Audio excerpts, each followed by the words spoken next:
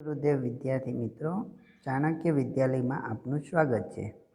આજે આપણે અભ્યાસ કરવાનું છે ધોરણ 9નું ચેપ્ટર નંબર 10, જેનું નામ છે ભારતીય સંસ્કૃતિની સિદ્ધિ। હવે આપણે અભ્યાસ કરીએ સૌ પ્રથમ તેના લેખકનો। એના લેખકનું નામ છે વિનોબા ભાવે। હવે લેખક વિનોબા ભાવેનું પૂરું નામ છે વિનાયક નરહરી ભાવે, વિખ્યાત વિનોબાને નામે। અને એ વિખ્યાત એટલે કે પ્રખ્યાત થયેલા છે વિનોબાના હુલામણા નામથી। રાયગઢ જિલ્લાના ગાગુડે ગામમાં તેમનો જન્મ થયો। તેઓ આચાર્યના હુલામણા નામે પ્રસિદ્ધ હતા। એઓને આચાર્યના હુલામણા નામથી પણ પ્રસિદ્ધિ માનવામાં આવે છે, એ પણ એક નામ આપવામાં આવેલું છે। ગાંધીજીના અનુયાયી અને ભૂદાન ચળવળના પ્રેરણા હતા। ગાંધીજીના અનુયાયી એટલે ગાંધીજી પછી પોતે વારસામાં સંભાળનાર, અથવા તો ગાંધીજી જે વસ્તુ કરતા, જે જ્ઞાન આપતા, એ જ્ઞાન પોતે બીજાને પણ આપતા હતા। સાથે સાથે ભૂદાન ચળવળ। હવે ભૂદાન ચળવળ છે એ તમને સમાજની અંદર માહિતી આપવામાં આવેલી જ છે કે ભૂદાન ચળવળમાં શું હોય। તો કે ભૂદાન ચળવળની અંદર જેની પાસે વધારે જમીન હતી એની પાસેથી જમીન માગી લે, અને એ જમીન છે જેની પાસે જમીન ન હોય એને એ જમીન આપતા। જે ખેડૂતનું કામ કરતા હોય પણ પોતાની ઘરની જમીન ના હોય એવા લોકોને જમીન આપે। અને આ કામ વિનોબા ભાવેએ આખા ભારત દેશની અંદર ચાલી અને કર્યું હતું। એટલે ભૂદાન ચળવળના પ્રેરણા પણ તેઓને માનવામાં આવે છે। તેઓ મૌલિક ચિંતક અને લેખક હતા। તેઓ મૌલિક રીતે ચિંતન એટલે કોઈ પણ વિષય હોય એને મૌલિક રીતે ઘણું બધું એમાં વિચાર કરી લેતા અને એ વિચારોને પોતે લખી પણ શકતા।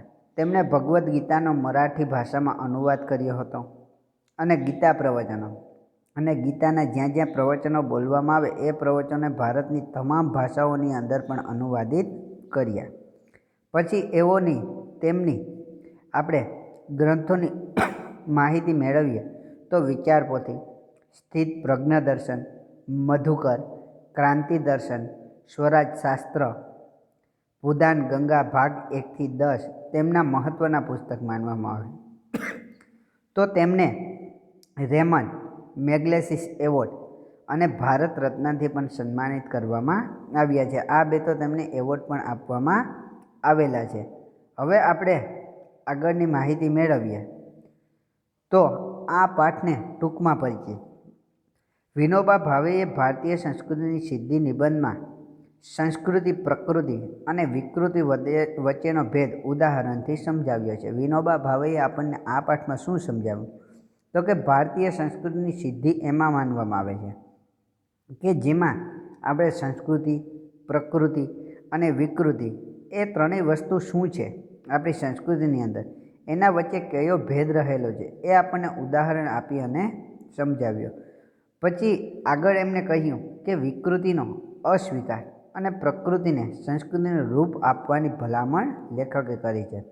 પહેલાં તો વિકૃતિનો અસ્વીકાર કરવો જોઈએ। આપણા દેશની અંદર કે આપણા સાહિત્યમાં, અથવા તો આપણે એમ જોવા જઈએ કે આપણા જે સંસ્કૃતિ છે એ સંસ્કૃતિની અંદર જે વિકૃતિ પડેલી છે એ વિકૃતિનો આપણે અસ્વીકાર કરી લેવો, અને જે પ્રકૃતિ છે એ પ્રકૃતિને આપણે શું કરવું જોઈએ તો કે આપણે સંસ્કૃતિનું રૂપ આપવાની ભલામણ કરવામાં આવેલી છે।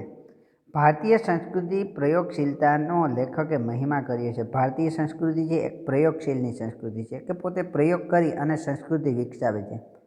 સંસ્કૃતિને એમને નામ આપી નથી દીધું। સૌ પ્રથમ જે સંસ્કૃતિ બનાવવા માગતો હોય એ વ્યક્તિ શું કરે છે, પોતાની ઉપર પ્રયોગ કરે છે અને પછી એ સંસ્કૃતિને ભારતની સંસ્કૃતિ ગણાવવાની કોશિશ કરે છે। તો આ પ્રયોગશીલતાનો પણ એણે મહિમા કરેલો છે। ભારત દેશનો વિચાર વૈભવ અદ્ભુત છે। ભારત દેશની અંદર વિચારો છે ને એ અદ્ભુત પ્રકારના છે, કારણ કે આવા વિચારો કોઈને નથી આવતા। અમેરિકાવાળાએ ખુદ જ એમ કહેલું છે કે અમારી જે કંપનીઓ ચાલે છે, કે અમારા દેશનો જે વિકાસ થયેલો છે એની અંદર 75% ફાળો ભારતનો છે, કારણ કે ભારત દેશના વ્યક્તિઓ જે કાર્ય કરવામાં સિદ્ધ હોય, એના વિચારો એટલા ઊંચા હોય કે એ વિચારોની સાથે અમે પહોંચી શકતા નથી। એટલે ભારતની પાસે વિચાર વૈભવ છે એ પણ એક અદ્ભુત પ્રકારની વસ્તુ છે। એમ કહી લેખકે ભારતીય સંસ્કૃતિની ખૂબી અશુભ સચોટ રીતે સમજાવી છે. આમ કહી અને ભારતીય સંસ્કૃતિની જે ખૂબીઓ છે એ પણ સચોટ રીતે આપણે અહીં સમજાવવામાં આવી છે. સાથે સાથે આપણા ભારત દેશની એક લાક્ષણિકતા એવી રહેલી છે કે ભારત દેશમાં વિવિધતામાં એકતા રહેલી છે. એ પણ એ વિશેષતા દર્શાવવામાં આવી છે કે આપણો ભારત દેશ છે એ વિવિધ સંસ્કૃતિઓથી ભરેલો છે. ઘણી બધી સંસ્કૃતિઓ છે, પણ આ બધી સંસ્કૃતિઓની અંદર પણ, આ બધી વિવિધતાઓની અંદર પણ ભારત દેશની અંદર એકતા રહેલી છે. એ વિશેષતા પણ અહીં સ્પષ્ટ કરવામાં આવી. હવે આપણે આ પાઠનો પરિચય મેળવીએ કે પાઠમાં શું કહ્યું. તો શરૂઆત કરીએ એની કે પ્રકૃતિ એટલે સહજ સ્વભાવ. પ્રકૃતિ શું છે? તો કે સહજ, તો કે આપણો સ્વભાવ છે. પ્રકૃતિ કોને કહેવામાં આવે? તો કે જે આપણા સ્વભાવની અંદર રહેલું હોય, જેને આપણે નથી બહાર કાઢી શકતા કે નથી એનો કંઈ ફેરફાર કરી શકતા, એ સહજ સ્વભાવ છે, એ આપણી પ્રકૃતિ છે. સંસ્કૃતિ એટલે સહજ સ્વભાવથી ઉપર ઉઠવું. અને સંસ્કૃતિ શું છે? તો કે સહજ સ્વભાવ હોય એનાથી આગળ વહી આવવું, એ આપણી સારી રીતે આગળ વધવું, એ આપણી સંસ્કૃતિ છે. વિકૃતિ એટલે સહજ સ્વભાવથી નીચે પડવું. અને વિકૃતિ એટલે શું? તો કે આપણો જે સહજ સ્વભાવ, જે આપણી અંદર રહેલી બાબતો હોય, આપણો સ્વભાવ છે, એ સ્વભાવથી નીચે આવવું અને વિકૃતિ કહેવામાં આવે. પ્રકૃતિ વચ્ચે છે, નોર્મલ છે અને સહજ છે. પ્રકૃતિને વચ્ચે માનવામાં આવે છે. પહેલાં વિકૃતિ છે, પછી પ્રકૃતિ છે અને પછી સંસ્કૃતિ. પ્રકૃતિ છે એ નોર્મલ કહેવામાં આવે છે, સામાન્ય બાબત છે, સહજ બાબત છે. માણસની એક પ્રકૃતિ હોય છે, એક સંસ્કૃતિ અને એક વિકૃતિ. માણસની એક કોઈ પણ રીતે એક પ્રકૃતિ તો હોય જ છે. એમાં કોઈ પણ પ્રકારની સંસ્કૃતિ હોય અને વિકૃતિ પણ બનાવી શકે. એના માટે આપણે ઉદાહરણ સહિત સમજીએ તો કે ભૂખ લાગે છે અને ભૂખ લાગતા માણસ ખાય છે, તે અંગે એની પ્રકૃતિ છે. જો ઉદાહરણ આપ્યું કે આપણે ભૂખ લાગવી એ આપણી પ્રકૃતિ છે. તમે કોઈ પણ કાર્ય કરો કે ગમે તે કરો પણ ભૂખ તો લાગે જ છે તમને. અને ભૂખ લાગવી એ આપણી શું છે? પ્રકૃતિ માનવામાં આવે છે. કારણ કે સહજ સ્વભાવ છે, દરેક વ્યક્તિઓને ભૂખ લાગે છે. ભૂખ ન લાગવા છતાં માણસ ખાય છે, તે તેની વિકૃતિ છે. ક્યારેક એવું બને છે કે માણસને ભૂખ નથી લાગતી, પ્રકૃતિ છે ભૂખ લાગવી, પણ અમુક માણસ એવા હોય કે ભૂખ ના લાગી છતાં પણ પોતે ખાય. કારણ કે પોતે એવું વિચાર કરે છે કે આવું જમવાનું મને બીજી વખત નહીં મળે. તો જે જમવાનું આપણી સામે પડેલું છે એ આપણે ખાઈ લઈએ, તો એ વ્યક્તિ ભૂખ ના લાગવા છતાં ખાય છે, તો એ શું છે? તો કે એ આપણી વિકૃતિ છે. અને ભૂખ લાગવા છતાં આજે એકાદશી છે એટલા વાસ્તે ભગવત સ્મરણ માટે માણસ ખાતો નથી, તે તેની સંસ્કૃતિ છે. અને ભૂખ લાગે છે અને માણસને એમ થાય છે કે હું જો જમી લઈશ તો બીજા ભૂખા રહેશે, બીજા નહીં ખાય. એટલે પોતે એવો વિચાર કરે છે કે મને ભૂખ લાગી, છતાં પણ એ દરેક વ્યક્તિને એમ કહે છે કે મારે આજે એકાદશી છે, મારે જમવું નથી, એટલે હું ભાગવતનું સ્મરણ કરીશ અને નહીં જમીશ. તો એ આપણી સંસ્કૃતિ છે.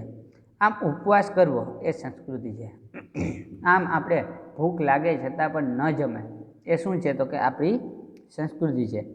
આપણે મહેનત કરીને ખાઈએ છીએ તે આપણી પ્રકૃતિ છે. અને આપણે મહેનત કરી અને આપણે ખાવા લાગીએ છીએ એ આપણી પ્રકૃતિ છે. આપણે જાતે મહેનત કરવાનું ટાળીશું, બીજાની મહેનત લૂંટીને ભોગ ભોગવતા રહીશું, તે આપણી વિકૃતિ છે. આપણે જાતે તો મહેનત કરવાનું ટાળીશું, આપણે જાતે મહેનત નહીં કરી અને બીજો વ્યક્તિ મહેનત કરતો હશે, એ મહેનતને લૂંટી અને આપણે ખાવા લાગશું, આપણે ભોગવતા રહીશું, તે આપણી વિકૃતિ કહેવાય છે. આ વસ્તુ ભલે મોટાભાગના માણસોમાં દેખાતી હોય, આ વસ્તુ મોટાભાગના માણસોમાં દેખાય છે કે અત્યારે શેઠ હોય એ શેઠ ખુરશી ઉપર બેસી અને પોતે બીજાની મહેનત ખાતો હોય, એના કામદારો કામ કરતા હોય, ખૂબ મહેનતથી કામ કરે છે, એનો ઓછો પગાર આપે છે અને પોતે એમાંથી નફો લઈ લે છે. તો આ બધું કરે છે એ એક રીતે જોઈએ તો શું છે? તો કે આ આપણે દરેક જગ્યાએ, દરેક મોટાભાગના માણસોમાં આપણે આ વસ્તુ દેખાય છે. તેમ છતાં આ માણસની પ્રકૃતિ નથી, છતાં પણ આપણે માનીએ તો આ માણસની પ્રકૃતિ કહેવાતી નથી. આ શું છે? તો કે આ આપણી એક વિકૃતિ છે. ભલે ને આ પ્રકારની વિકૃતિ પ્રાચીન કાળથી આજ સુધી દેખાતી હોય, આ પ્રકારની વિકૃતિ આપણે જોઈએ તો પ્રાચીન કાળથી શેઠ આપણી 10 પેઢી આગળ વયા જાવ તો ત્યારથી લઈ અને આજ સુધી આ વસ્તુ દેખાય જ છે. પરંતુ આ બધી શું છે તો કે વિકૃતિ જ છે. તેમ છતાં આ કદાપી સંસ્કૃતિ હોઈ શકે નહીં. પરંતુ આપણા શ્રમથી પેદા થયેલી ચીજ પણ બીજાને આપ્યા વિના ભોગવવી નહીં. પરંતુ આપણે જોવા જઈએ તો આપણા શ્રમથી, આપણી મહેનતથી આપણે ઉપજાવેલી જે વસ્તુ હોય, જે ચીજ હોય, એ પણ બીજાને આપ્યા વગર ભોગવવી નહીં. આપીને અને વહેંચીને જ ભોગવવી. બીજાને આપવું, બીજાને વહેંચવું, બીજાને ખવડાવવું અને પછી જ આપણે ખાવું, એ માણસની સંસ્કૃતિ કહેવામાં આવે છે. માણસમાં અને પશુમાં ફરક છે, અંતર છે. આ અંતરને વધારવું. આપણે જોવા જઈએ તો માણસ અને પશુમાં ઘણું બધું અંતર છે. એક પશુ હોય એ ખાવા માટે બીજા પશુને મારી અને ખાઈ જાય છે, બીજા પશુને આપતો નથી. તો એમાં અને માણસમાં ઘણું બધું અંતર છે અને આ અંતરને આપણે વધારતા જવું જોઈએ. પશુપણામાંથી નીકળતા જઈને માણસપણા તરફ આગળ વધવા જવું, તેને સંસ્કૃતિ વર્ધન કહે છે. અને પશુપણામાંથી આપણે બહાર નીકળવું, પશુપણામાંથી બહાર નીકળી જવું અને આગળ વધવું અને માણસપણા તરફ કે માણસ બનતું જવું, એ જ આપણું સંસ્કૃતિનું વર્ધન એટલે સંસ્કૃતિને વધારનારું છે. માણસ સુખ અને આનંદ શોધે છે એ ખરું, પરંતુ કયો આનંદ વિકૃત છે, કયો પ્રકૃત છે અને કયો સંસ્કૃત છે તેનો ખ્યાલ રાખવો પડે. માણસ છે એ માણસ આજે તમે જોવા જાવ તો સુખ અને આનંદ શોધે છે કે ક્યાંથી સુખ મળે છે, ક્યાંથી આનંદ મળે છે. એ ખરું છે, એ સાચું છે કે આપણે સુખ અને આનંદ ગોતવું જોઈએ. પરંતુ કયો આનંદ વિકૃત છે, કયો આપણે ખરાબ રીતે આનંદ મેળવીએ છીએ વિકૃત રીતે, કયો પ્રકૃત એટલે કયો સારો અને કયો સંસ્કૃત અને કયો એકદમ સારો છે, તેનો ખ્યાલ આપણે રાખવો જોઈએ અને પછી આપણે આનંદ મેળવવો જોઈએ. જે સુખ સૌને આનંદ આપી શકે તેવું હોય તે જ ખરું સુખ છે. અને જે સુખ બીજાને આનંદ આપી શકે, બીજાને હસાવી શકે એવું આપણનું સુખ હોય ને, તો એ સુખ ખરું, એ સુખ સાચું સુખ કહેવામાં આવે છે. અને એ જ સુસંસ્કૃત આનંદ છે. અને આ જ આનંદ આપણે મેળવીએ ને, સુસંસ્કૃત એટલે સારામાં સારો આનંદ કે સાંસ્કૃતિક આનંદ કહેવામાં આવે છે. જે આનંદ આપણને સંસ્કૃતિ તરફ લઈ જાય છે એ જ સાચો આનંદ છે. અને જે આનંદ આપણને સંસ્કૃતિ તરફ લઈ જતો હોય ને, એ જ આનંદ સાચો આનંદ કહેવામાં આવે છે, કે આપણે સાંસ્કૃતિક બનાવે છે, કે સાંસ્કૃતિક રીતે લઈ જાય છે. સંસ્કૃતિ ક્યારેય ખરાબ નથી હોતી, વિકૃતિ જ ખરાબ હોય છે. પહેલી વસ્તુ એ કે સંસ્કૃતિ એટલે આપણો સહજ સ્વભાવ છે, એનાથી ઉપર ઉઠવું. હવે એક સામાન્ય ઉદાહરણ આપણે જોઈ લઈએ, એક નાનકડું ઉદાહરણ. આગળ જમવાનું આપ્યું ને, કે ભૂખ લાગવી એ આપણે પ્રકૃતિ છે. ભગવાને આપણને ભૂખ આપી છે, એ આપણી પ્રકૃતિ છે. હવે ભૂખ લાગે અને આપણે માંસ મટન ખાઈએ તો એ આપણી વિકૃતિ કહેવાય. અને આપણે સાદું ભોજન ખાઈએ, જે શાકાહારી બનીએ, તો એ આપણી સંસ્કૃતિ કહેવાય. હવે ઘણીવાર એવું બને છે કે સંસ્કૃતિ ક્યારેય ખરાબ નથી હોતી. જો સંસ્કૃતિ છે એ સારું જ છે તો એ ખરાબ નથી હોતી, વિકૃતિ જ ખરાબ હોય છે. ખરાબ કોને કહેવામાં આવે છે તો કે વિકૃતિને. અને પ્રકૃતિને આપણે ન ખરાબ કહી શકીએ, અને પ્રકૃતિને તો આપણે ખરાબ કહી શકતા નથી, કારણ કે ભૂખ લાગવી એ તો સહજ સ્વભાવ છે. ના તો એને સારી કહેવાય કે ના ખરાબ કહેવાય. પણ ભૂખ લાગે અને માંસ મટન ખાવ તો એ વિકૃતિ થઈ ગઈ, વિકૃતિ તો ખરાબ જ છે. અને શાકાહારી બનો તો એ સંસ્કૃતિ થઈ ગઈ, અને સંસ્કૃતિ ક્યારેય ખરાબ નથી હોતી. તેવી જ રીતે તે જેવી છે તેવી છે, એટલે વિકૃતિ પ્રકૃતિ છે એ જેવી છે એવી છે, એને આપણે સારી કે ખરાબ કહી શકતા નથી. કાગડો કાળો છે, તેને આપણે ખરાબ ન કહી શકીએ. કાગડાનો સ્વભાવ જ, એનો સહજ સ્વભાવ છે એ જ કાળો છે, રંગ જ કાળો છે, તો આપણે કાગડાને ખરાબ ન કહી શકીએ, કેમ કે તે તેની પ્રકૃતિ છે. બગલો સફેદ છે, પણ તેટલો માત્રથી આપણે તેને સારો ન કહી શકીએ. બગલો છે એ સફેદ છે, અને બગલો સફેદ હોય તો સફેદ દેખાય એટલે આપણે સારું છે એવું ન કહી શકીએ, કેમ કે તેની પ્રકૃતિ છે. કારણ કે આ તો એની પ્રકૃતિ છે, એનો રંગ છે. પ્રકૃતિથી ઉપર ઉઠીને આગળ વધવું એ જ સંસ્કૃતિ છે. અને પ્રકૃતિથી આપણે ઉપર ઉઠી અને આગળ વધીએ છીએ એ જ આપણી સંસ્કૃતિ માનવામાં આવે છે, એને જ આપણે સંસ્કૃતિ કહી શકીએ.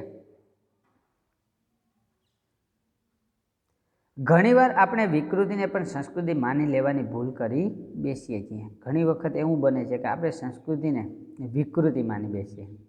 વિકૃતિ હોય એને પણ સંસ્કૃતિ માની બેસીએ. બીજા દેશની આપણે વિકૃતિ અહીં લઈ આવતા હોય ને આપણે એમ થાય કે ના આ સારું છે અને વિકૃતિને અપનાવી અને આપણે એમ માનીએ કે આ આપણી સંસ્કૃતિ છે. એટલે આ બાબત સાવધ રહેવાની જરૂર છે. એટલે જ આપણે આ બાબતે સાવધ રહેવું જોઈએ, સાવધાન થવું જોઈએ. આજે પશ્ચિમના લોકો વિજ્ઞાનમાં ઘણા આગળ વધ્યા છે. તેમની પાસેથી આપણે લેવાલાયક ઘણું છે. જે આપણે જોવા જઈએ તો પશ્ચિમના દેશો છે, યુરોપ, અમેરિકા, એ બધા દેશો, એ લોકો વિજ્ઞાનમાં ઘણા બધા આગળ વધી ગયા છે, ઘણા આગળ વધ્યા. તેમની પાસેથી આપણે લેવાલાયક ઘણી બધી વસ્તુ છે કે આપણે મેળવવી જોઈએ. પરંતુ તેમાંનો ઘણો વિકૃતિનો અંશ ભળ્યો હોય. પરંતુ એમની સંસ્કૃતિ આપણે અપનાવીએ, પશ્ચિમની સંસ્કૃતિ, તો એ પશ્ચિમની સંસ્કૃતિમાં ઘણી વખત એવું બને કે એમાં પણ વિકૃતિ પડેલી હોય છે. તેને સંસ્કૃતિ માની લેવાની ભૂલ આપણે ન કરીએ. એને સંસ્કૃતિ માની લેવાની ભૂલ આપણે ન કરવી જોઈએ કે એ બધું અપનાવી લઈએ. તેમની વિકૃતિ કાંઈ આપણે અપનાવવાની નથી. અને આ બધા પશ્ચિમના દેશો છે એની જે વિકૃતિ છે, એની ખરાબતા છે, એ આપણે અપનાવવાની જરૂર નથી. તે સિવાય દુનિયાભરની જેટલી સંસ્કૃતિ છે તે આપણે અપનાવી લેવાની છે. એ સિવાય દુનિયાભરની પશ્ચિમના દેશો સિવાયની પણ બીજા કોઈ દેશ હોય કે આપણો વિરોધી દેશ હોય, એની પણ જો સંસ્કૃતિ રહેલી હોય તો એ સંસ્કૃતિ પણ આપણે અપનાવી લેવી જોઈએ.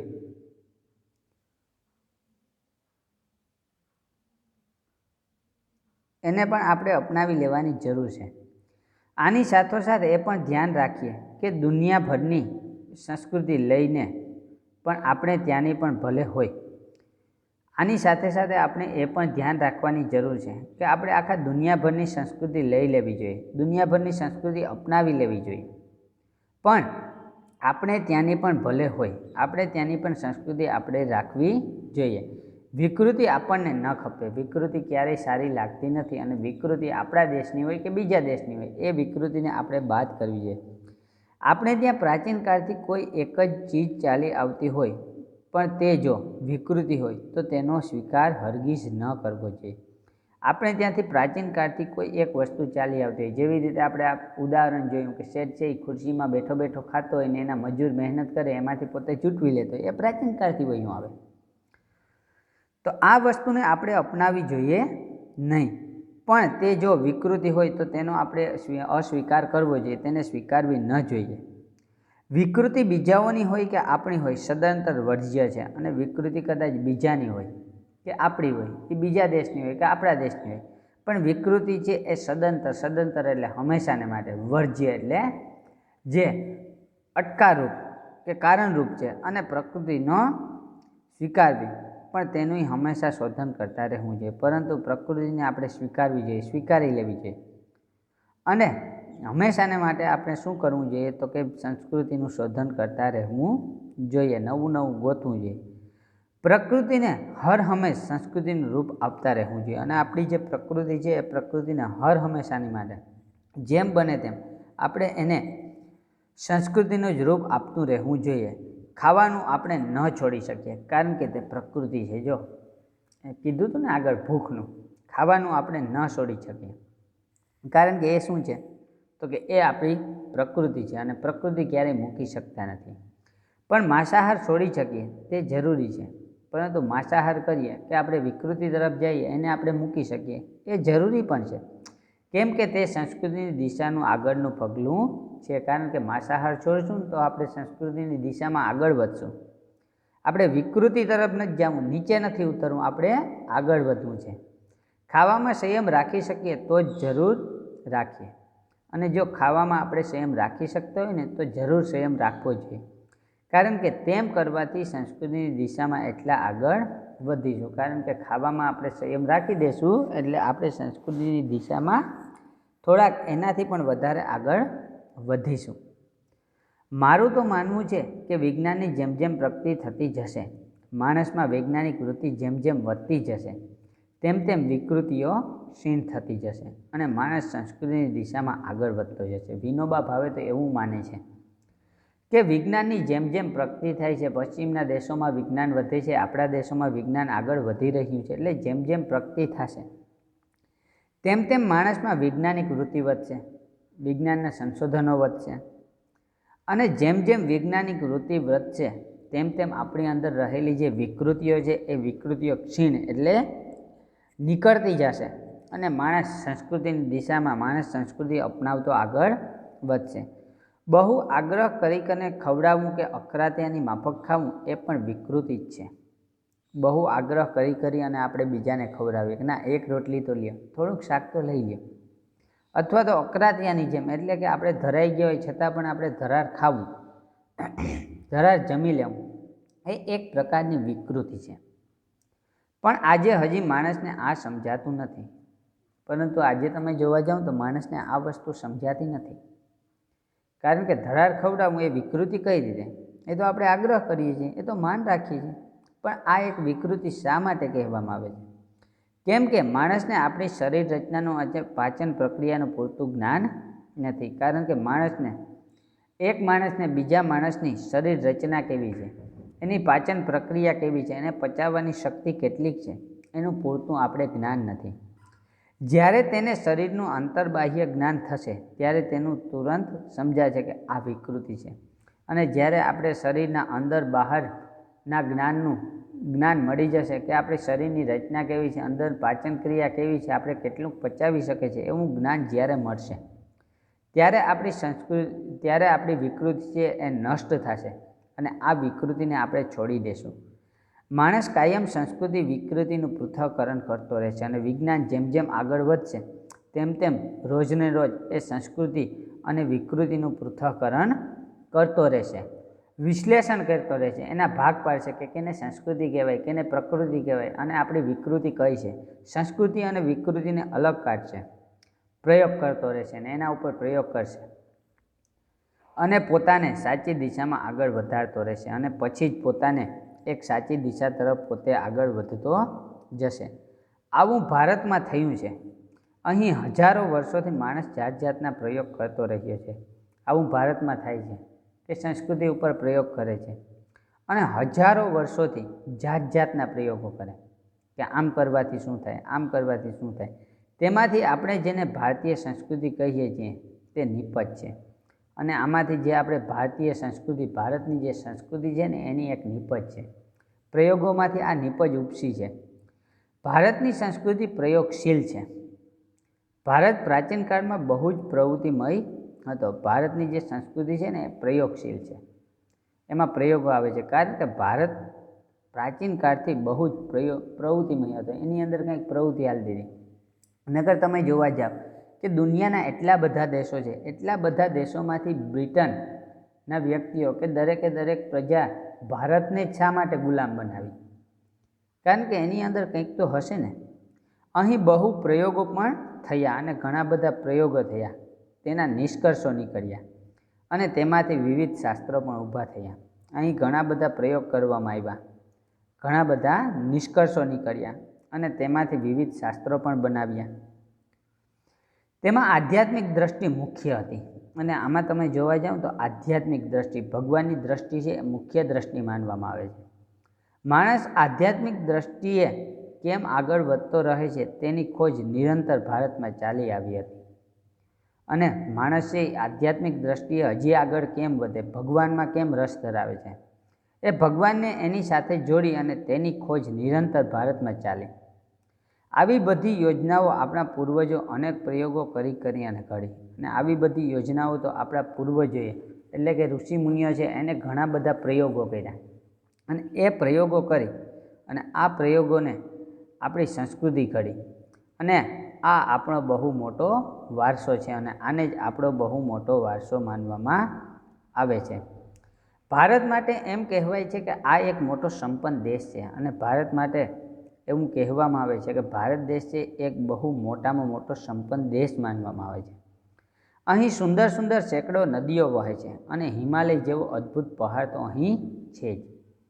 ભારત દેશની અંદર તો સેંકડો નદીઓ, સુંદર સુંદર સારામાં સારી નદીઓ વહે છે અને એક ઉત્તરની તરફ આપણો હિમાલય જેવો અદ્ભુત પહાડ છે એ તો છે જ. આપણો દેશ ભારે સુજલ ને સુફળ છે. આપણો દેશ છે એ ભારે સુજળ, સુજળ એટલે સારા જળવાળો અને સુફળ એટલે સારું ફળ આપનારો છે. પણ આપણા કરતાં વધારે સુજલ સુફળ દેશો દુનિયામાં મોજૂદ છે. પણ આપણે જોવા જઈએ ને તો આપણા કરતાં પણ ઘણા બધા સુજળ એટલે સારું જળ આપનારા અને સારું ફળ આપનારા દેશો છે એ દુનિયાભરમાં મોજૂદ છે, આપણા કરતાં પણ સારા. એટલે આ કાંઈ આપણી વિશેષતા ન કહેવાય, એટલે આ કાંઈ આપણી વિશેષતા નથી. આપણે જનગણ મનમાં બોલીએ કે સુજલામ સુફલામ, પણ એ આપણી કંઈ વિશેષતા નથી. હા, આપણે એવો દાવો જરૂર કરી શકીએ કે અહીં જે વિચાર સંપદા આપણને મળી છે તે અત્યંત અદ્વિતીય છે. અહીં કે આપણે કે એવો એક દાવો કરી શકીએ, એવી આપણી વિશેષતા કહી શકીએ કે આપણા ભારત દેશને જે વિચાર સંપદા મળી છે, જે વિચારો મળ્યા છે ને એ અદ્ભુત પ્રકારના છે, અત્યંત અને અદ્વિતીય આનંદ આપનારા છે. આ હું કાંઈ અભિમાનથી કહેતો નથી. આ હું કાંઈ અભિમાનથી નથી કહેતો કે આપણો ભારત દેશ છે એટલે આપણે આ વિચાર સંપદો સારા છે, એવું અભિમાન નથી. જો હું કોઈ બીજા દેશમાં જન્મ્યો હોત તો પણ નિષ્પક્ષપણે તટસ્થતાથી ભારત દેશ વિશે આવું જ કહે કે ભારતનો વિચાર વૈભવ ખરેખર અદ્વિતીય છે. પણ વિનોબા ભાવે એમ કહે છે કે જો હું કોઈ બીજા દેશમાં જન્મ્યો હોત ને તો પણ નિષ્પક્ષપણે અને તટસ્થતાથી હું કહી શકે કે ભારત વિશે આવું જ કહે કે ભારત દેશની વિચાર સંપદા છે એ અદ્ભુત પ્રકારની છે. એ કેવી છે તો કે અલગ પ્રકારની છે. ભારતમાં વૈદિક ઋષિઓથી લઈને આજ સુધી શબ્દની એક અખંડ પરંપરા ચાલી છે. તમે ભારત દેશની અંદર જોવા જાઓ તો ભારત દેશની અંદર વૈદિક ઋષિઓથી લઈ અને આજ દિવસ સુધી, આજ સમય સુધી એક અખંડ પરંપરા ચાલી આવી છે. હું દુનિયામાં બીજો કોઈ દેશ એવો નથી જોતો જ્યાંથી ભાષામાં 10,000 વર્ષોથી એના એ શબ્દ ચાલ્યા આવતા હોય. કે હું એકય દેશ એવો નથી જોતો કે એની ભાષાની અંદર, એની રાષ્ટ્રભાષાની અંદર હજારો વર્ષોથી એના એ શબ્દ, એવા ને એવા શબ્દ ચાલી આવતા હોય. આપણે અંગ્રેજીની જ વાત કરીએ તો અંગ્રેજીની સૌ પ્રથમ પિતાને ફાધર કહેતા, પછી ડેડ કહેતા, પછી ડેડી કહેતા, અને હવે તો ડેડ આવી ગયું. એટલે નવા નવા શબ્દ એમાંથી ઉપસી આવે છે. પણ આપણા ભારત દેશની અંદર હજારો વર્ષોથી એને એ શબ્દ ચાલી આવે છે. ભારતમાં શબ્દ શક્તિનું જેટલા ઊંડાણથી ચિંતન થયું છે તેટલું બીજે ક્યાંય થયું નથી. અને ભારત દેશની અંદર શબ્દ શક્તિ એવી રહેલી છે કે એનું જેટલા ઊંડાણથી ચિંતન કરવામાં આવ્યું છે તેટલું કોઈ બીજા દેશમાં કરવામાં આવ્યું નથી. ભારતે પોતાના પુરાણા શબ્દને તોડ્યા નથી, નવા જરૂર બનાવ્યા છે. ભારત દેશે પોતાના પુરાણા જે જૂના શબ્દ હતા એને તોડ્યા નથી, પણ એની અંદર અમુક નવા શબ્દ ઉમેરી દીધા છે.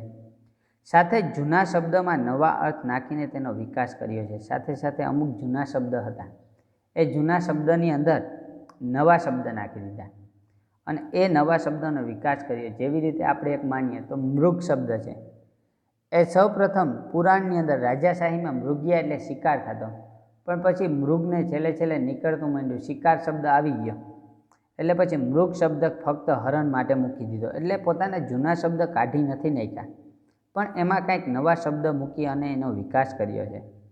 આ શબ્દ પરંપરા ભારતમાં પહેલેથી આજ સુધી અખંડ ચાલી આવી છે. અને આ શબ્દ પરંપરા છે એ ભારતની અંદર પહેલેથી લઈ અને આજ સુધી અખંડ રીતે ચાલી આવી છે અને બીજે ક્યાંય આવું જોવા મળતું પણ નથી. યાસ્કાચાર્ય કહ્યું આપણી સનાતન છતાં નિત્ય નૂતન સંસ્કૃતિ છે. અને યાસ્કાચાર્ય ત્યાં સુધી કહે છે કે આપણા ભારત દેશની સંસ્કૃતિ છે એ સનાતન, એ સાચી સંસ્કૃતિ છે, છતાં પણ નિત્ય અને એક નવી સંસ્કૃતિ માનવામાં આવે છે. આપણી ભીતર એક અખંડ તંતુ કાયમ છે. પુરાણા જમાનામાં કોઈ ઋષિ આજે આવે, આપણો જે ભીતર, આપણી અંદર જે એક અખંડ તંતુ છે ને કાયમની માટે છે, જે જૂનાથી લઈ ચેટ વર્ષોથી લઈ અને અત્યાર સુધી એક શબ્દ પરંપરા અખંડ છે. જો કોઈ પુરાણા જમાનાના ઋષિ આજે પણ આપણા ભારત દેશની અંદર આવે તો તેમણે આપણો બાહ્ય વેશ ભલે જુદો દેખાય, આપણો બાહ્ય વેશ ફરી ગયો, કારણ કે ઋષિમુનિઓ હતા એ ધોતી પહેરતા હતા, આજે આપણે પેન્ટ શર્ટ પહેરીએ એટલે આપણે બાહ્ય વેશ જુદો દેખાય. પણ એને આપણામાં એવું કંઈક અવશ્ય દેખાશે જેને લીધે કહી ઉઠશે કે આ મારો જ બાળક છે. પણ આપણી અંદર કંઈક એવા શબ્દ દેખાશે, એવી વસ્તુ દેખાશે કે એ ઋષિમુનિઓ દાવા સાથે કહી શકશે કે આ મારો જ બાળક છે, આ મારા જ દેશનું બાળક છે. આપણી ભીતર કંઈક શાશ્વત, સદિગ્ધ, ચવડ, કઠોળ અને જીવતરવાળી વસ્તુ છે. આપણી ભીતર એટલે આપણી અંદર કોઈક શાશ્વત એટલે હકીકતની, સદિગ્ધ એટલે કોઈને જોવામાં ન આવે તેવી, ચવડ એટલે ચપળ, અને કઠોર વસ્તુ જે ક્યારેય ન નીકળે, અને જીવતરવાળી, જીવન જીવી શકીએ એવી વસ્તુ આપણા શરીરની અંદર કંઈક છે, આપણા મનની અંદર છે, જે બદલાતી નથી. આ આપણું એક અનોખું બળ છે, અને આ છે એ આપણું એક અનોખું, આપણા ભારત દેશનું એક જુદું જ બળ માનવામાં આવે. હજારો વર્ષોનો આપણો પુરાતન દેશ છે. જ્યારે બીજા દેશોના ઇતિહાસનો પ્રારંભ પણ નહોતો થયો ત્યારે આપણા પૂર્વજો ગૌરવ શિખર ઉપર પહોંચી ગયા હતા. અને હજારો વર્ષોનો આપણો જે પુરાતન, આપણો એક સાહિત્યિક ગ્રંથ છે, દેશ છે. જ્યારે બીજા કોઈ દેશને એમ કહીએ કે પશ્ચિમના દેશો હતા, એ પશ્ચિમના દેશોનો આરંભ નહોતો થયો, એના ઇતિહાસ પણ ચાલુ નહોતા થયા, ત્યારે આપણા જે પૂર્વજો હતા, આપણા ઋષિમુનિઓ હતા, એ ગૌરવ શિખર સર કરી ગયા હતા. કારણ કે આખા દુનિયાની અંદર આપણે જોઈએ તો સૌથી જૂનામાં જૂનો ગ્રંથ ઋગ્વેદ માનવામાં આવે છે. અને ઋગ્વેદ છે એ તો જ્યારે ઋષિમુનિઓ શિખર ઉપર ચડી ગયા હોય, ગૌરવ શિખર ઉપર, તો જ રચી શકે. અનેકાનેક પરિવર્તન આવ્યા, ઘણા બધા પરિવર્તન આપણા દેશની અંદર આવ્યા, છતાં અહીંની પરંપરા અતૂટ રહી છે. છતાં પણ આપણી પરંપરા છે એક અતૂટ છે, ક્યારેય તૂટી નહીં એવી છે, જે પ્રાચીનતમ કાળ સાથે આપણને જોડી રાખે છે, અને જે પ્રાચીન કાળથી લઈ અને આજ સુધી આપણને જોડી રાખે છે. સ્થળ કાળના ભેદ છતાં અહીં એકતાનું જ દર્શન થાય છે. આપણા દેશની અંદર સ્થળ કાળ એના ઘણા બધા ભેદભાવો છે, છતાં પણ આપણે